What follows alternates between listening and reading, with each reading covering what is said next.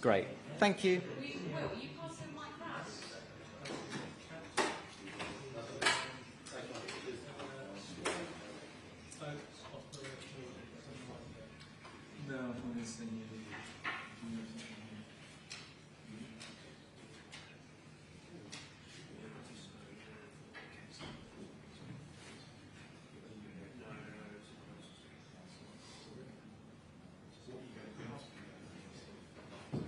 I think I'll just do some why. I don't know yet. I've got a few options. I might do something about the style of the dialogue. Yeah. Okay, good. Around the flights and so much. Yeah.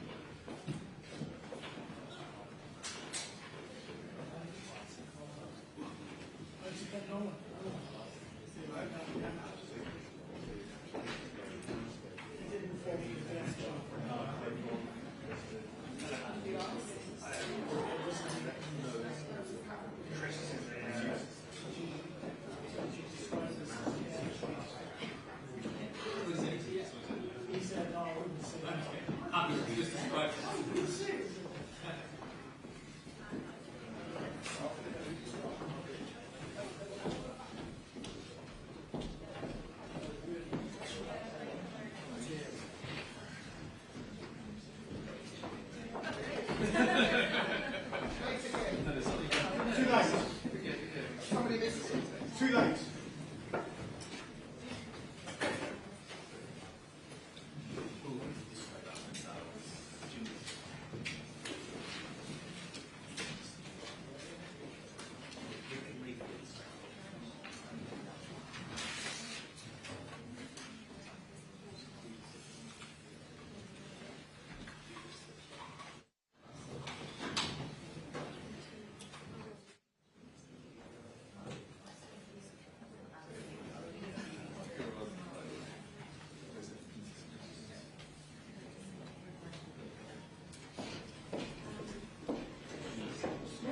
As usual, guys, we'll take questions at the end. So if you are called, please start asking. So and you'll be with the mic. So there's a word.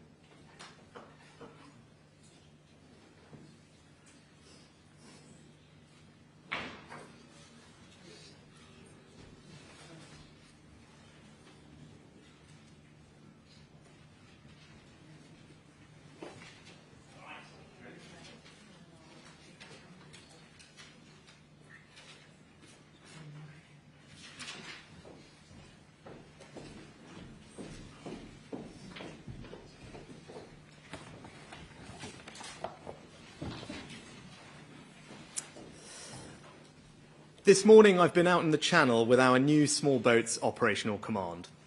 And the whole experience just reinforces how tragic, morally wrong and profoundly unfair this situation is.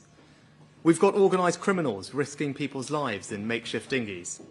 Gangs trying to usurp the role of government, taking it upon themselves to decide who comes to our country. Our asylum system is being overwhelmed with people travelling from safe countries, taking away our capacity to help those in the greatest need. And the British people are having to spend £6 million a day putting up illegal migrants in hotels. Now, earlier this year, I set out 5 priorities: to halve inflation, grow the economy, reduce debt, cut waiting list, and stop the boats.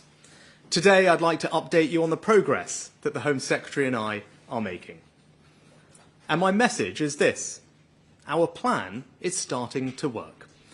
Before I launched my plan in December, the number entering the UK illegally in small boats had more than quadrupled in 2 years. Now, some said this problem was insoluble, or just a fact of 21st century life. They'd lost faith in politicians to put in the hard yards to do something about it. And of course, we still have a long way to go. But in the 5 months since I launched the plan, crossings are now down 20% compared to last year. That's right, crossings are down 20%. This is the first time since this problem began that arrivals between January and May have fallen compared to the year before. And this progress is not replicated across the Channel. Illegal migrants entering the rest of Europe have risen by 30%. But we are not complacent, because we know people smugglers are highly organised and will change their tactics if we let them. I will not rest until the boats are stopped. With grip and determination, the government can fix this, and we are using every tool at our disposal. First, I promise to work closely with our international partners, because this is a global phenomenon. There are 100 million people displaced around the world, and European countries alone saw almost a million asylum applications last year. And this international approach is delivering. Our partnership with France stopped around 33,000 crossings last year, 40% more than the year before.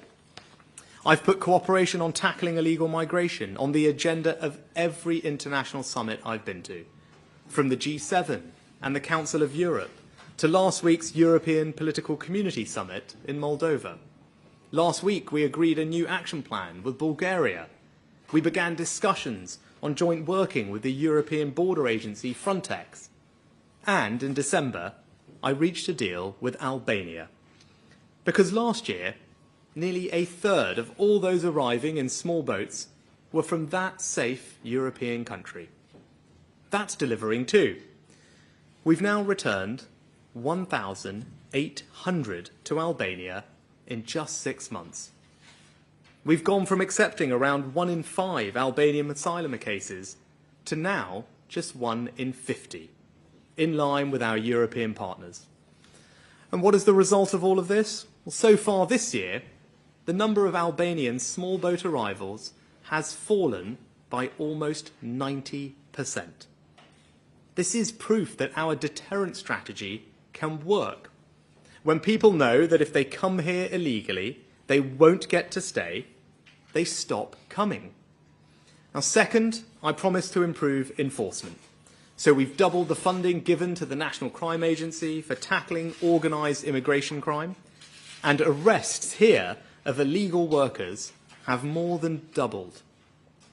Third, I promise to stop people spuriously using modern slavery claims to frustrate their removal. And since we started asking for basic evidence to back up modern slavery claims, the refusal rate has tripled. Fourth, I promise to clear through the backlog of people waiting for initial decision. Numbers published today show that the initial decision legacy backlog is down by over 17,000. And we're on track to clear it entirely by the end of the year. Fifth, I promised we would get illegal migrants out of hotels and into alternative sites, including military facilities. Today, I can confirm new large sites will open at Wethersfield and Scampton, with hundreds moving in over the summer and nearly 3,000 by the autumn. And while we're bringing those sites online, we're also making more efficient use of hotels by asking people to share rooms where it's appropriate to do so. We found an additional 11,500 places, which will save taxpayers an extra £250 million a year. And I say to those migrants who are objecting, this is more than fair. If you're coming here illegally, claiming sanctuary from death, torture, or persecution, then you should be willing to share a taxpayer-funded hotel room in central London. To reduce pressures on local communities, we'll also house people on ships. The first will arrive in Portland in the next fortnight, and we've secured another 2 today that will accommodate another 1,000. Finally, I promised not just to reform our asylum system, but to reform our laws. So we've introduced unprecedented legislation to make clear that if you come here illegally, you will be detained and removed in weeks, either to your own country or to a safe third country like Rwanda. Our Stop the Boats bill passed the House of Commons in weeks, despite the Labour Party voting against it at every turn. And we're preparing now so that once any legal challenges are complete, we will be able to put this bill into practice. I'm ensuring we have more detention capacity to hold those who arrive illegally, enough court capacity to process their cases, and the planes to remove them to Rwanda. I know these are tough measures, and I make no apology for that. We cannot allow our generosity of spirit to be used as a weapon against us or against those who are being pushed to risk their lives in the Channel by criminal gangs. Our approach is working. For the first time, crossings are down by 20%. But we are not complacent. This won't be solved overnight, and people will continue to come this summer, which is why it is so important that we change the law. My policy is very simple. It is this country and your government who should decide who comes here, and not criminal gangs. I will do what is necessary to achieve it. I said I would stop the boats, and I meant it. Thank you. If we take some questions from the media next, and could I start, please, with the BBC? Thank you, Prime Minister. Chris Mason, BBC News. You're continuing to promise to stop the boats. There it is on the lectern in front of you. And yet there has been around 7,500 migrants who've crossed on small boats so far this year, with the summer months ahead. Is it credible to promise to stop them? Literally no more boats? So thank you, Chris. I think the most important people to take away from today is that our plan is working. Now, I've always said this isn't an easy problem to fix. We won't fix it overnight, and there's no one simple solution to it. But we're doing a range of things, and that's the plan I announced 5 months ago. But the message from today is that plan is working. Why do I have confidence in that? It's because for the first time since the small boats phenomenon arose a few years ago, for the first time, numbers are down. So this year, January to May, the numbers crossing are down by 20%, down by a fifth. Right, we haven't seen that before, and it is specific to the UK, because if you look at what's happening in Europe, the numbers so far this year are up almost a third. So I think that, to me, shows that the plan we put in place is working. Now, of course, there's work to do. As I said, people will still come here in the summer. The gangs will keep trying other routes. But the measures that we are putting in place are starting to work, and I think you can see that most concretely when it comes to the Albanian situation, where the number of crossings from Albania, of illegal migrants from Albania, is down by 90%. So I have confidence that the plan is working. We're obviously not there yet. There's lots of work to do, but I'm here to give people an update on this very important priority. And I think the message from today is have confidence, because the plan is working, numbers are down for the first ever time, and there's lots more that we're doing. Perfect. Next, if we could go to Channel 5. Thanks, Prime Minister. Andy Bell, 5 News. Do you actually have any evidence that it is your policies of deterrence that are leading to this drop and not something like bad weather, for instance, that there's been actually reducing the number of people crossing? Well, thanks, Andy. I think that there are two things I'd point to. One is the fact that crossings elsewhere in Europe are up by almost a third over a similar time period, and yet crossings into the UK are down by a fifth. I think that should tell us that something is going on here, and that's the result, I think, of the actions that we've put in place, and there's a range of different actions that we've put in place that are contributing to that. And I think the best example, as I was saying to Chris earlier, is when you look at the number of illegal migrants coming from Albania. Now, I think people will remember when we last spoke about this, I said to everyone, Albania accounted for around a third of all small boat arrivals last year, a third. And Albania is, of course, a safe European country. So we put in place a range of changes, a new deal with Albania that we negotiated, and I pay tribute to Robert Jenrick, the Immigration Minister, the Home Secretary, for all their work on this Albanian situation. A new deal with Albania that allows us to return people, a change in how we process Albanian claims, and you can see the proof is in the numbers.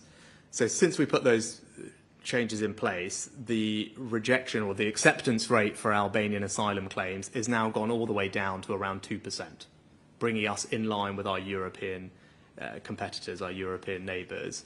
That wasn't the case before we made all these changes. We were accepting far more claims from Albania, which was not right. So we've made that change, and you can see that. We have a new deal with Albania, and now we've returned, as I said, 1,800 people to Albania since we signed the deal, and the number of Albanian crossings this year is down by 90%. Right? So I think that should give people confidence that when you do put a system in place that demonstrates to those who are interested in thinking about coming here that they won't get to stay, that they will be returned, either back to where they came from in the case of Albania or an alternative like Rwanda, that you see the numbers come down. I think that's proof that the deterrence effect can work. Now, we've seen that with Albania. That's why it's important that we get the Rwanda policy up and running so that we can demonstrate that deterrence effect to a much broader range of people as well. But I think, look, as I said, I feel confident that the range of things we're doing is making a difference. The plan is starting to work, and people feel confident that we can get the job done. Next, can I turn to the Daily Mail? Hi, Ryan from the Daily Mail. Ryan from the Daily Mail. The two new barges, where are they going to be, please? So on barges, we will wait to announce where they're going to be. What I would say is it's really important to me that we reduce the number of people in hotels. I think local communities up and down the country are seeing the pressure that it's causing on their areas, and there's obviously the expense. As I said, £6 million a day is being spent on housing illegal asylum seekers in hotels. That's not right. It's not fair. We need to bring the numbers down. We're doing that in a range of ways. Large sites, military sites, which we've announced today. Also, the policy to have asylum seekers share rooms to increase capacity and save the taxpayer money, which I think is entirely reasonable and fair, but also vessels and barges. Well, how much notice will people be given? When in communities, say Portland, for example, there's been quite a lot of concern about Biggie Stockholm turning up there. Will people in communities be given enough notice so that they can be prepared for perhaps what is coming? Yeah, so thank you, Brian. Yeah, so we do extensive engagement with local communities in advance of other large sites or barges. Of course, we should do that. That's the right thing to do. That's what we do. There are multi-agency forums that are established at a local level to bring together all the local stakeholders. Where appropriate, there's 24/7 police and security protection, and of course, local areas get funding to make sure that they have the resources and support they need to provide any services that are required. So that's the work that goes on. But what I am pleased is that we have now not just one barge arriving in a fortnight in Portland, but we secured 2 further boats today, and then we will work through the detail and implementation of those. But I think all of that, again, just demonstrates a government putting in the hard yards, doing things that people said, quite frankly, were not possible. They said this wouldn't be workable, it wasn't possible. We have persevered. put the elbow grease in, and now we have one coming, 2 more on their way. That will hopefully over time mean thousands of extra spaces, which will relieve pressure on local communities because people would like their hotels to be returned to their normal use. This is a way to do it, and we're making good progress on that. Next, can I turn to the Sun? From the Sun, you say that your plan's working, but you won't say that you'll stop the boats by Christmas. What number does success look like to you? And secondly, it's also been reported you will raise Ben Wallace's candidacy for NATO General Secretary with Joe Biden this week. Is it time for a Brit to lead NATO? So, Natasha, on numbers, I'll let other people will judge how well we're doing. And the purpose of today's update is to give people a sense of progress. And I believe there's reasons to be confident that our plan is working. We've been through the numbers. But it's not just the number of people coming that is coming down. We're making progress on hotels. We're making progress on getting the backlog down. We're also making progress on enforcement. What you've seen is the number of illegal working raids has gone up by 50%. That was one of the things that I talked about. We've also doubled the number of arrests from our activity tackling illegal working. And again, that's all part of a plan. It all creates a deterrence effect that people should not try and come here illegally. So we've made progress there as well. So across all the aspects of the 10 points that I spoke about when I launched the plan at the end of last year, I think people can see that we're making progress on all of them, but crucially the numbers are down, and there's yet lots more to come, and then people ultimately can make a judge of whether we're doing a good enough job or not. I believe we've made more progress on this issue than anyone's made in a very long time, because it's the first time the numbers have come down.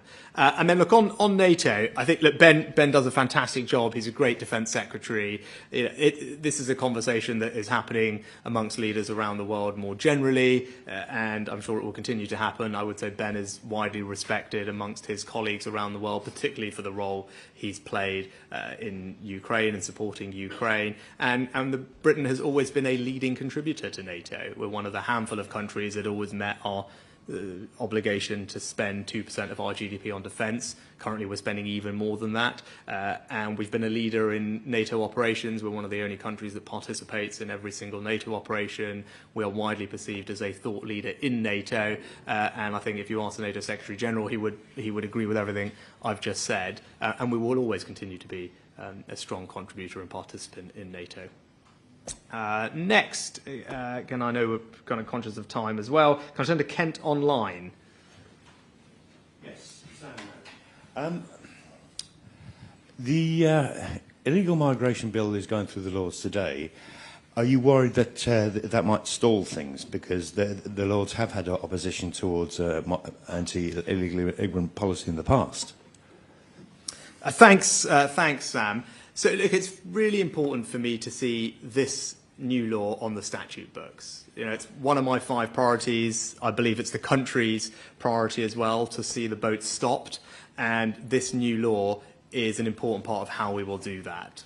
Why? Because this law makes it unequivocally clear that if you come to our country illegally, you will not be able to stay.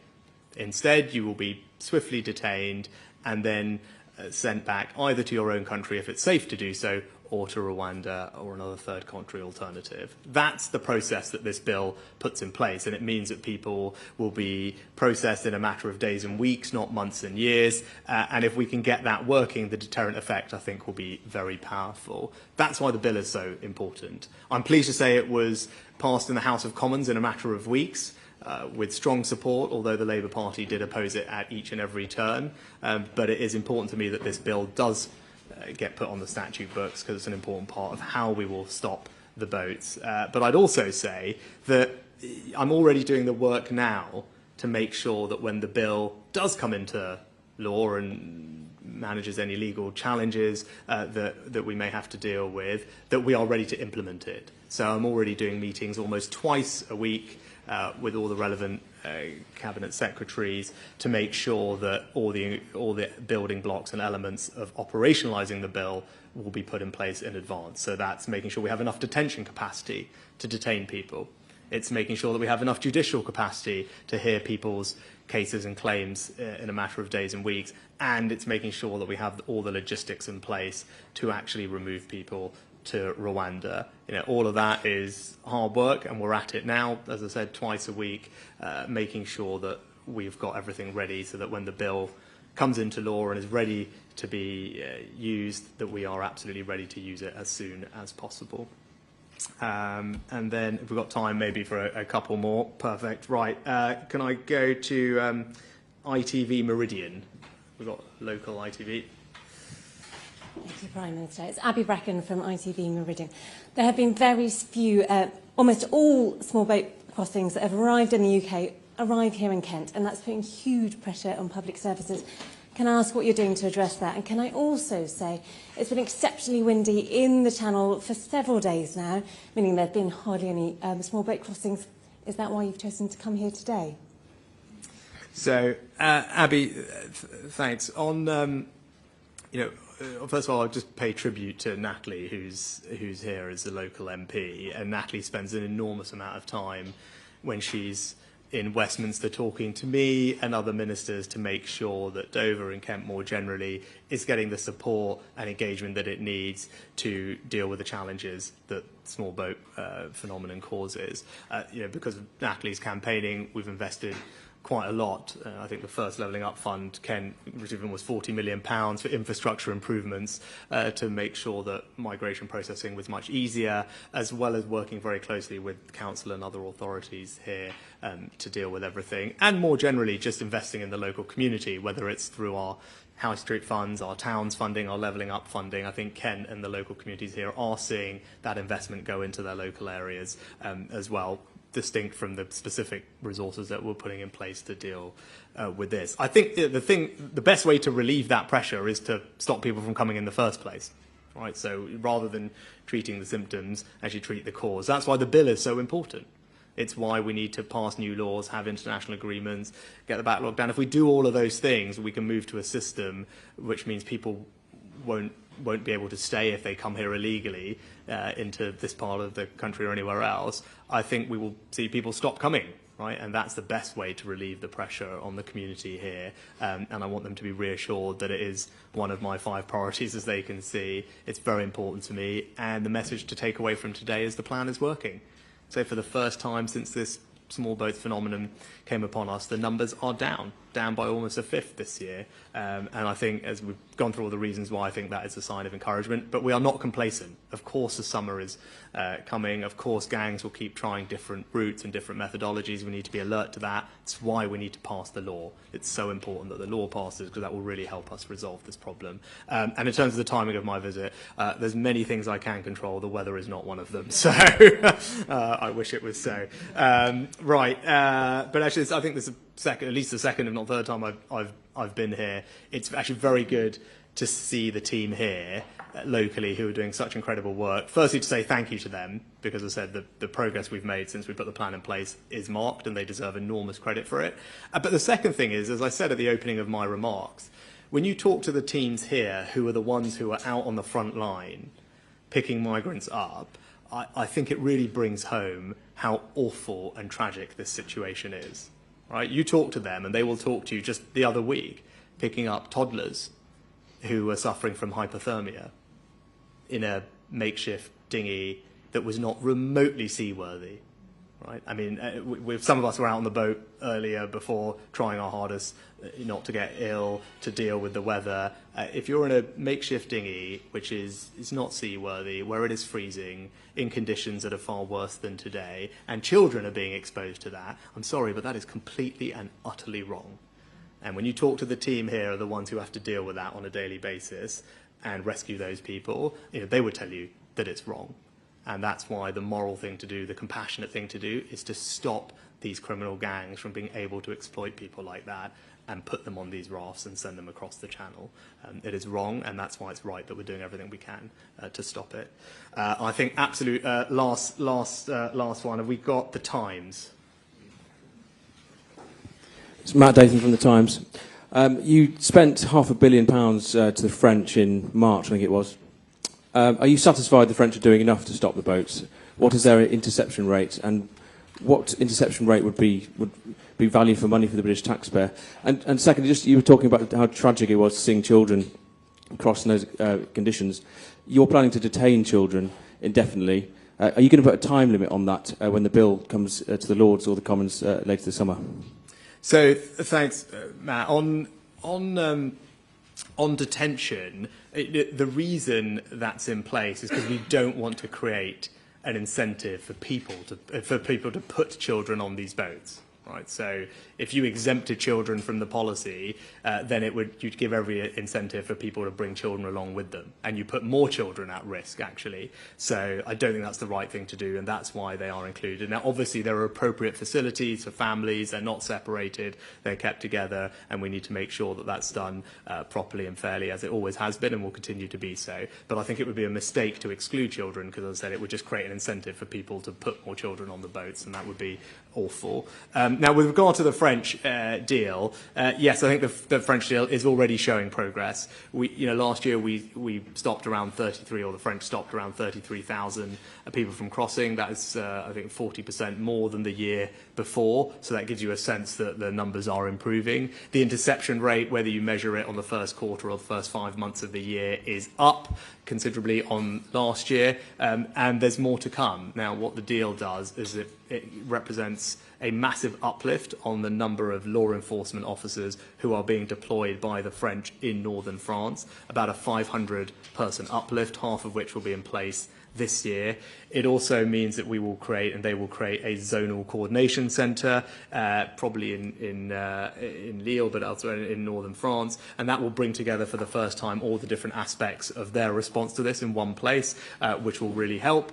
Also, we will have British officers as part of that setup for the first time to improve the coordination between us. That's something that we think can make a big difference. And then the last element of it is the intelligence cooperation and sharing of surveillance and reconnaissance technology. And then the kind of slightly longer term thing, which we've agreed to, is a new migrant detention centre in Dunkirk. But that will take a little bit of time to come on stream. Right, so those are all the elements of what the deal with France represents. As you can see in the numbers this year versus last year, and last year versus the year before, there is a steady upward increase in the interception rate and the number of people who are being stopped. And I think that will continue to happen as our cooperation continues to deepen and that the deal that we announced is fully implemented and operationalised. But it's a good point to end on, because it reminds us that this is not a UK-only phenomenon.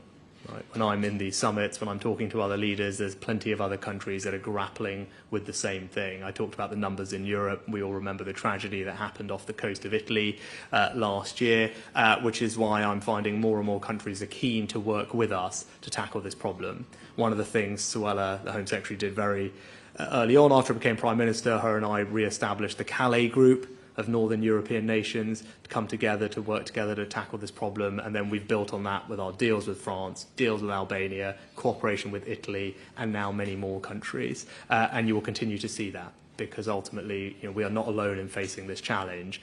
But what today's numbers show is that we, the UK, are making progress on gripping it. And that's the main message for people to take away from today, is our plan is working.